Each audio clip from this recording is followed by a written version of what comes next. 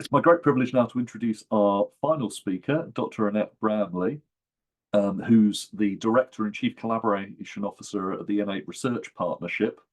Um, she's one of the world's foremost and regularly in demand speakers on the subject of research culture, so we're really lucky to have her here with us today. Academic background starting off with the University of Oxford, where she graduated with first-class degrees and a DPhil in material sciences. But that's only the start of an increasingly impressive journey. She's been guiding research scientists and engineers for the last 20 years, working with the Engineering and Physical Sciences Research Council. Between 2003 to 2006, she was the head of the Mathematical Sciences wing of that and supported the first international review into mathematics and operational research. She currently chairs the External Advisory Board for the Maths Department in Manchester, and recently she published with her co-author Liz Ogilvie a book on research collaboration, which is available through the Institute of Physics. We'll put a link to that elsewhere for people if you want to go and actually have a tangible resource as well off the back of this. And in addition to all of that, if that weren't enough, she's also a gifted artist in the medium of embroidery and acrylics, and holds numerous awards and exhibits around the country. So I'm delighted to be able to hand over to Annette and cannot wait for this. Thank you very much.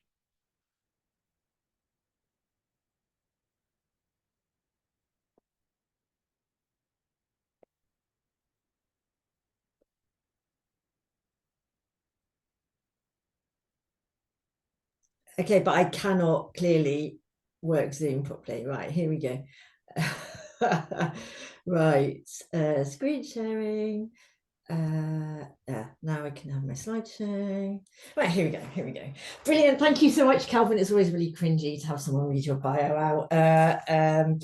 So I shall move swiftly on and pass my slide, which is my bio. So yeah, I'm Annette. I'm the director of the N8 Research Partnership. And for anyone who doesn't know what the N8 is, we're a strategic alliance of the 8 most research-intensive universities in the north of England. And this is our vision: to be an exceptionally effective cluster of research, innovation and training excellence, delivering benefits to the economy and communities in the north of England and beyond. And one of those communities is our research community. And for that reason, the research culture and environment is an area of N8 priority, and where we share learning and resources across the north of England. So in terms of what I'm going to talk about today, I'm going to follow a theme of what research culture is and isn't, and why and how a healthy research culture, sorry, this is automatically moving on, why and how a healthy research culture supports high quality research. I'm going to show you a tool to help and some useful resources. So culture is the way we do things around here. So there's a very long-standing definition of organizational culture, and doesn't specifically relate to research culture in the way that the definitions, I think, presented by all of the 3 previous speakers on research culture who have quoted the Royal Society.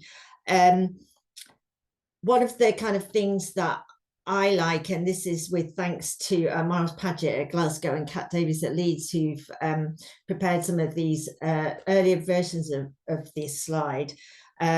Research culture sits nested within the broader organizational culture.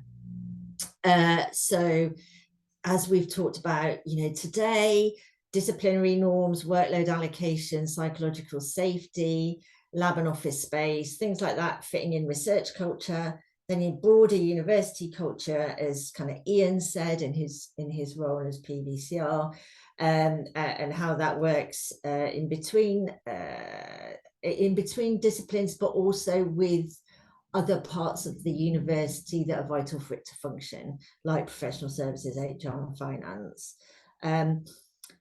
What research culture is not is car parking, travel booking, sustainability and catering, and numerous other things which I'm sure you can all relate to. And I think that's just to say that, it's really useful to be specific about what we're talking about, not least because research culture itself is a really complex area. So I've put 6 examples of things there, which are research culture. In the N8, we did a piece of work looking at what the kind of jigsaw of research culture is. And that's because we wanted to figure out where we would be best working together.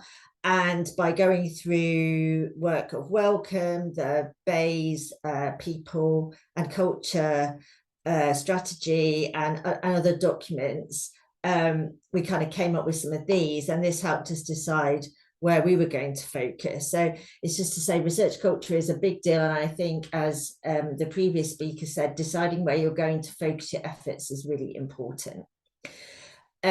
I just wanted to touch on psychological safety, actually, because it's a bit of a phrase which some people have antibodies to. So I wanted to explain it. And it's an environment where people feel safe to voice ideas and disagree constructively, seek and provide honest feedback, collaborate, take risks and experiment, admit errors, and ask for help. And some of those, don't come easily in an academic environment where being expert and being right is often valued, and is competitive, again, as Ian really said in his first talk. But what psychological safety is not is soft, nice. It's not about rescuing people. It's not easy, and it's not tolerant of poor performance.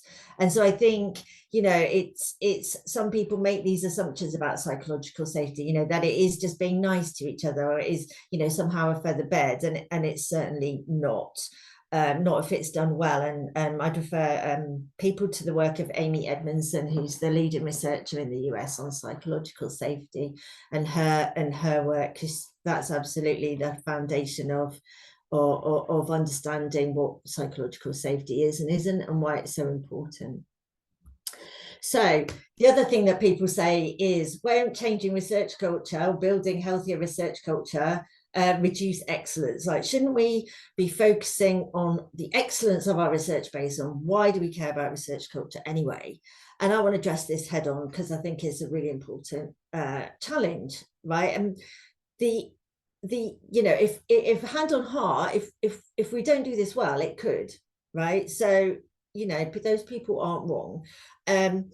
So this is the Support Challenge Matrix by Ian Day and John Blakey, and it was developed in the context of coaching. And what it sort of sets out in this kind of Boston box is how a low challenge, high support part of the matrix can be the cozy club, right? Or a feather bed, as I just described it, and it won't lead to high performance. And obviously where we want to be is in that top right hand corner, which is the high performance square, where I'd argue that sometimes we find ourselves in UK academia is in the bottom right hand square, which is, low support and high challenge. What that leads to is stress, sort of apathy, in the kind of fight, fright, freeze kind of fight, flight, or freeze, when your kind of nervous system goes into shutdown. And so, there, stress is, I guess, something that, many of us recognize, and while a healthy amount of stress, again, gives us high performance, chronic stress is bad for our performance at work and for our health. So role of research leaders in the 21st century is to provide environments where people feel safe to explore their ideas without worrying what the consequences are of something not going as planned, maybe. And our role is to find and strike that balance, and in so doing, to address other issues that affect the excellence and impact of our research, like inclusion and team research. Okay, and so high performance leads to greater achievements, more productivity, and happiness, right? I personally think work should be fun, right? And if you're having fun at work, you're probably achieving more and it encourages growth and development, teamwork, trust, and open communication. Who doesn't want to work in an environment like that, right? So that's what research culture is and why it's important. The cultural web is a tool which I think is brilliant, and use it in the book to help explore why some things work and why some things don't work in terms of collaboration, but it's so directly related to research culture. In the work done by Wellcome, they showed that collaborative cultures and sort of healthy research cultures share many common characteristics. So I think we can, reasonably look at this. So it has, it's a tool, again, really established in the organizational psychology and management literature. So this is Jerry Johnson and Kevin Scholes who developed this tool. So it's and it's widely used, really sound academic basis, not something I've made up. And it's a way of representing the influences, values, and behaviours at play in the organisational ecosystem. So it can be used, because it helps you break things down, it can be used to help you think about what is and isn't working, and to identify some of those leverage points where you can really make a difference in what you're doing. So I don't have time to go through all 6 of those. So I'm going to pick out 3 areas. And Ian, I'm really sorry to do this to you, but I was listening to your talk earlier, and I picked out some of the stories that you were telling about what it's like in maths in the UK as you were speaking. So I should just say the stories are how an organisation or in this case, a discipline explains itself and its history. They reflect who and what is valued, who the heroes are of the story, and what desirable outcomes look like. So Ian said the way we publish is more like the humanities. Teams tend to be small, grants tend to be small, mathematics is different. We tend to have a collective way of thinking. I'd perhaps add to that something which, when I was head of maths, often got told to me, which was people do their best work when they're young in mathematics. I don't know how true that is, right? But I'm just saying that's a story that I used to hear. And so what does that tell you about the mathematical sciences as a discipline? And also, those you can take this back into you can take this to a team level. So what's it like to work in this team? What's it like to work in this department? What's it like to work in this university? What's it like to work in this collaboration between my team and this company, or my team and this other team in another university, for example? So you can think about that. So, thinking about what are the stories that you tell other people about your organization? What are the stories other people tell about your organization? Do those stories reflect the culture that you think you have or that you want? What do you tell people during inductions? And do your onboarding frameworks are they inclusive of the range of skills and the range of people that you're going to interact with in a university, or are they narrowly focused around job roles and families? And also, for example, talking about psychological safety, what are the stories that you will tell about failure, like failure in inverted commas, right? Because we know that in research, not everything works out, and that's part of the learning, and that's part of the research experience. But what do you tell about the instances of failure, and what do you tell about stories of success? Like, who are the people that get included in the departmental or organizational newsletters? What are the stories about them? What are you telling? And storytelling is a massively important influential of communicating. And if you're telling stories that don't match and don't convey the messages you're hoping to get across, you're unlikely to get the behaviors, practices, and outcomes you're looking for. And even like worst case scenario, if you're telling stories about, if you're telling stories like the people who are celebrated here are the people with the, and I hate to say it, like high H index, or the people that have won the big grant, but everyone knows that they're not necessarily treating their PhD students well, then if they're being celebrated, and the cognitive dissonance that you're going to get from people that for not walking the walk is quite significant. So that's stories. I think the other thing about stories is they're cheap, right? Like, you don't have to invest loads of money to think about the stories you're telling people about the discipline. So it's kind of no money, really. That's something that's really important and you can just do. Symbols. So symbols are the unofficial and official representations of the culture.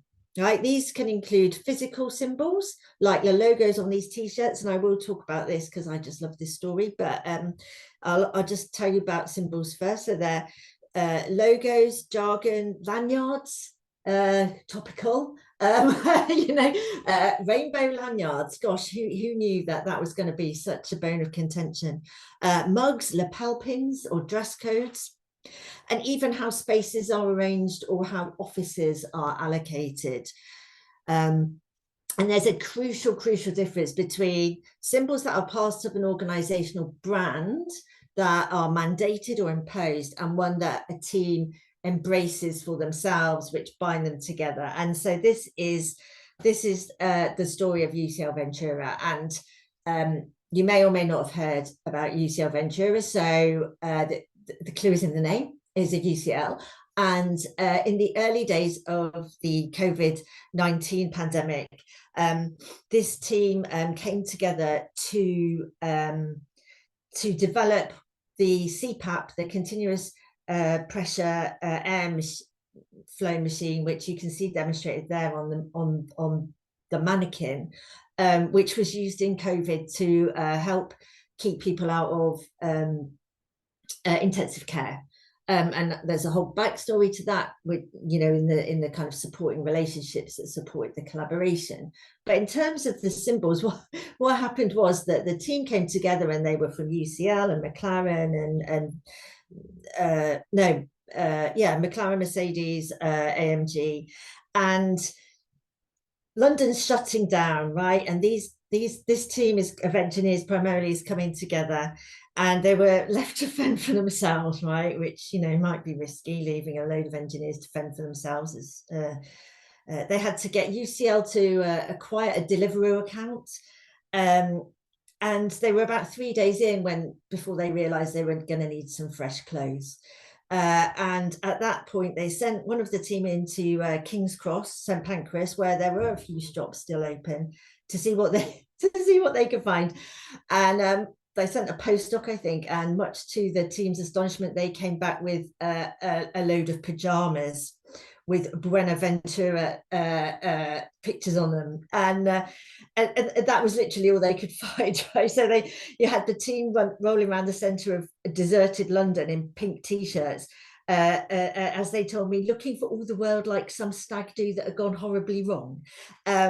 But what happened was that this kind of became the voluntary dress code, an in-joke for the team, right? And this wasn't a design of clothing that any one of them had normally chosen to wear. And indeed, one of them told me that they were really glad the intensive care consultants didn't have to wear them. But that this sense of being in it together and having these slightly, like, I don't know, like, insert your own adjective, but certainly strange looking t-shirts or pajama tops, really bound them together, and it was an in-joke. And in the end, it gave the name to the product, which then UCL went on to release globally. They published the designs, and many of those people whose lives have been saved by it won't know the background to why it was called UCL Ventura. But it's that symbol of the team, and something that meant something to them, and was a symbol of their team working. So for me, that's just a really powerful story of how a symbol can bind people together. But you know, lanyards and Esther McVeigh is another one. And then the power structure, and I think Ian or maybe Joy talked about this a bit earlier. So the power structure in the context of the model is not so much the organizational structure, because that has its own part of the model, but the power structure is really about the set of people who have the power to get things done. And these are often, but not always, the people in higher echelons of the organization. But other people also, in your department or in your teams, you'll know who they are, also have the power to either get things done or to stop things getting done. Right. And the previous speaker also spoke about, the need to engage with those people to get their buy-in, and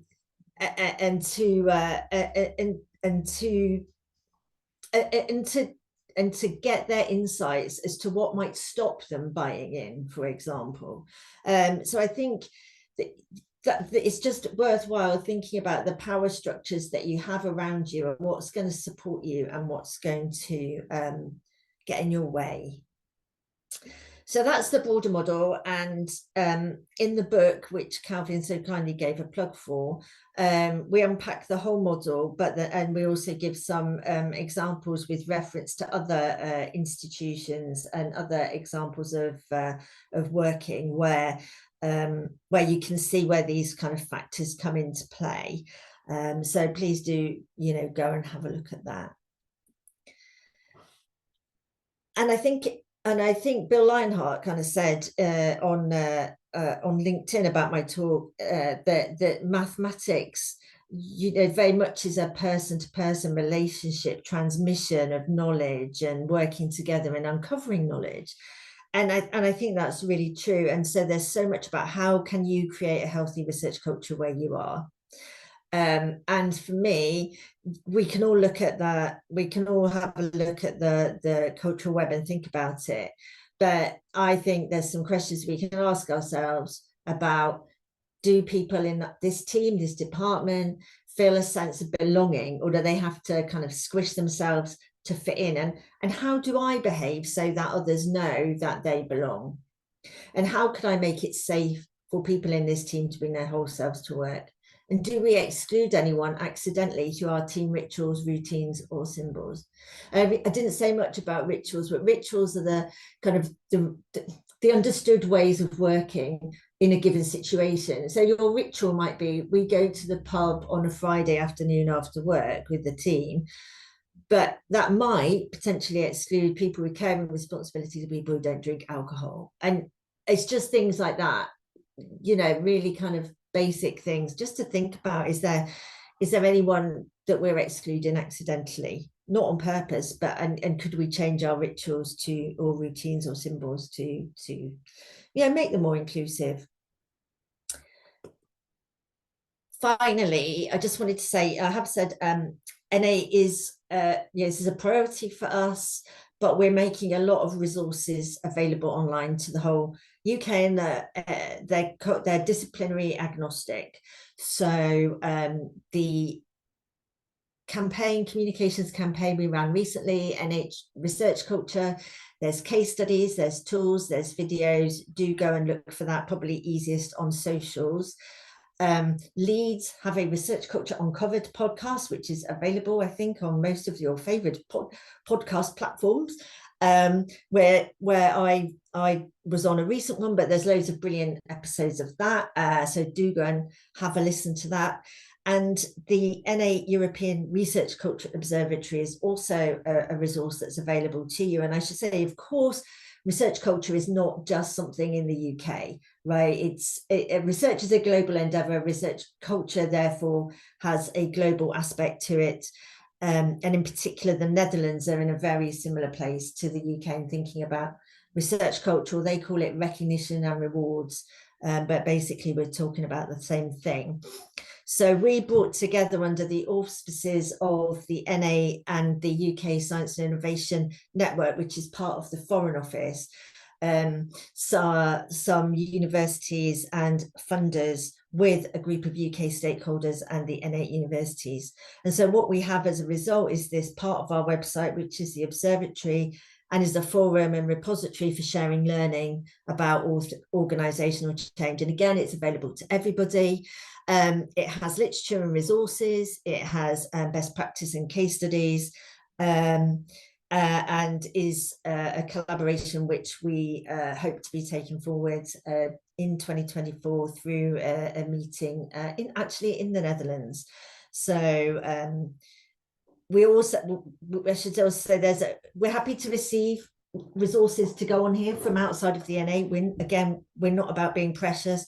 It's just a place where we can put some of this stuff. So if you want to contribute your literature, in resources or case studies, then anyone can send them to us, and the email address is there, and we'll pop them up as part of the observatory.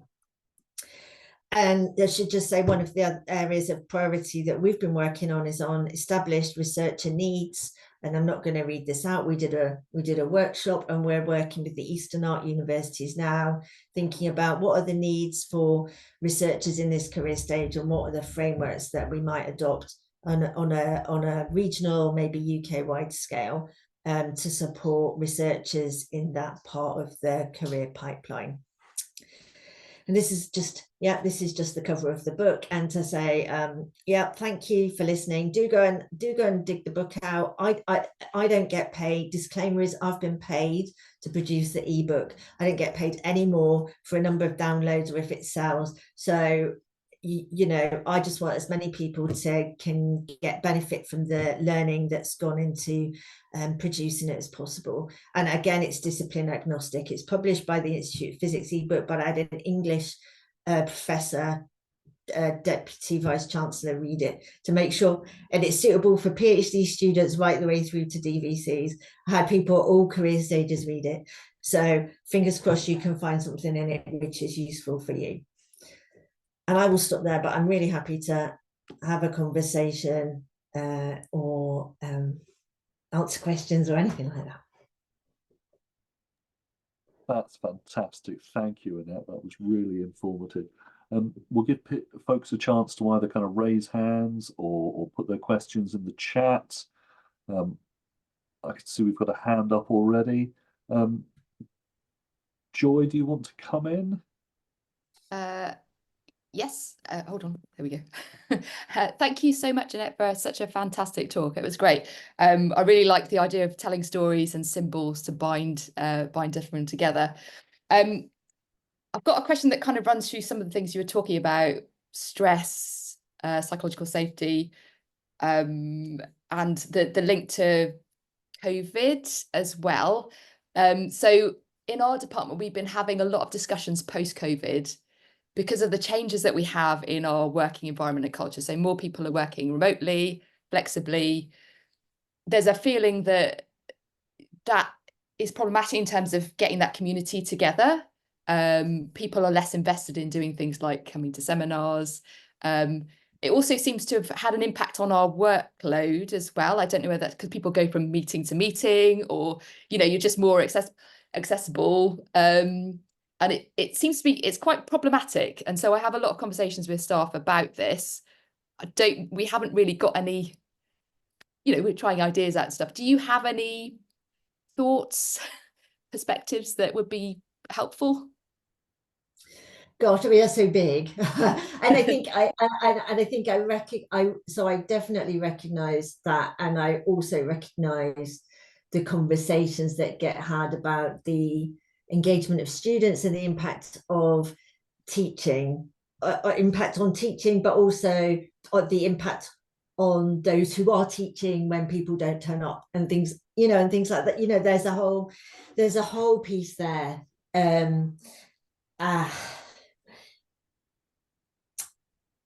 I mean, without Zoom, right, we wouldn't be able to be doing this today. And so I think these kind of technologies they're here to stay. and they can offer real advantages in enabling people to collaborate and to have more, in some respects, more equity in how people collaborate and work together, because it does something with the hierarchies. I think maybe because everyone's the same size on a screen, and you know, so there are advantages, but you're right in that we do lose something about, on a very human level, not being physically present with people, not being able to pick up on the body language, not getting that kind of energy from the exchange of not just intellectual ideas, but just, you know, knowing people as people and the kind of humanness of people, I think. And so for me, I find it important to get out and meet people. In my job, I have a particularly strange job, but I do think it's, I do think for me, I feel like if I don't do that, I lose touch of what my job is about, and I find it quite grounding. And I know there's people who don't want to travel, or who don't want to do this, or don't want to, you know, waste that time or whatever. And I think it's just a conversation we've got to keep having. I don't think there's any easier. I don't think mandating, you know, return to office 5 days a week is a, you know, is a way forward. Lots of organizations are experimenting with certain different policies. Yeah, it's hard, right? Like there's no easy answer. If there was an easy answer, it would have been fixed by now. But yeah. Thank you. Thanks.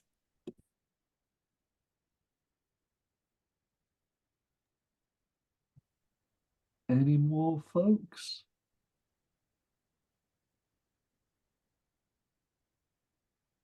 I mean, I think that the science that we're kind of getting at this point is indicative of it being a thoroughly comprehensive and thought-provoking set of points. No, well, I hope, like, for me, I mean, I could just talk about this stuff for hours. So I think it's super important. And I just also think really important to realize that, you know, healthy research cultures again are absolutely essential for high quality research, and that this kind of myth of the rock star PI who you know, who often is male and has loads of publications and doesn't treat his team well, it is actually not really representative, but somehow there's this kind of stereotype, and we need to bust through that a bit, I think, and tell again more stories about the diversity in our all of our departments and universities. Found that very powerful. We've had a question come in on the Q&A. I'm not sure if they want to raise their hand and do it out loud. Just give them a moment for that. This is Mitchell. And if not, I'll read it on your behalf.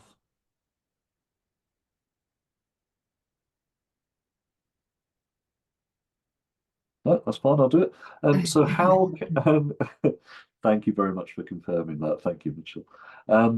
How can early stage researchers, so PhD students, postdocs, be proactive in reinforcing good practice in their departments? Yeah, I love this, right? Because, you know, when you think about power structures, you probably feel like you don't have a load of power. So I think I've been asked this before, and one of the most powerful things I think is thinking about feedback. And what they tell you when you have children, right, or when you have a dog, is that you should always praise them for the things they do well, and thank them and be grateful, and get and that you need five times as much positive feedback as negative feedback in order to kind of, I don't know, be able to take it, be able to kind of be healthy and psychologically okay. And one of the things I think is for PhD students and postdocs is, you know, just dropping your supervisor a note and saying, oh, I really liked it when da da da da. I don't know. Really liked it when you know, you shared this openly in a meeting or something, or I really liked it when, you know, if you like, you never as a leader, but I ask people this when I'm in your live audience, yeah, how many of kind of the PhD supervisor here get any positive feedback? Like, it's really low. Like, people hardly get positive feedback. Universities are really rubbish for this, right? So as opposed, you know, it costs nothing to tell someone something appreciative, and if you do that, then it's much more likely that they'll do it again, which will make your working life better. And I say that, and I say you can say that to people around you at all levels, but I especially say it for that, you know, don't be afraid to say it to the people who are more senior than you, because they don't get positive feedback, and it's so nice for, you know, someone to genuinely say thank you for, you know, taking the time to have a coffee with me and explain this concept that I wasn't quite getting. Or so I think that's one really powerful way that you can start. And the other thing is to think about, I always say, think about being the kind of leader you want to have. Like, do you want to be that kind of person who gives positive feedback? Do you want to be that person who includes people, you know, make sure everybody's getting a chance to speak up in a meeting? Yeah, some of the stuff that Katie said about, I think, about active bystanders, going and having a look at that and finding out how you can be an active bystander or a better ally to some of the more minoritized groups. That's quite a good way of, you know, in a kind of position where you might feel that you don't have much power, actually you have got some power, and it's just how you choose to use it. Thank you very much. And certainly, as a queer mathematician myself, I certainly recognise the value and appreciate when people kind of go on and engage with those allyship trainings as well. So yeah, add another perspective to that. And Mitchell thanks you in the Q&A box. So thank you, and thank you for that question as well. Yeah, thanks, Mitchell. Any more before I hand back to Alex to wrap us all up? Brilliant. Okay, well, thank you very much to you, Annette, for such an engaging talk. And Alex, back to you, my friend.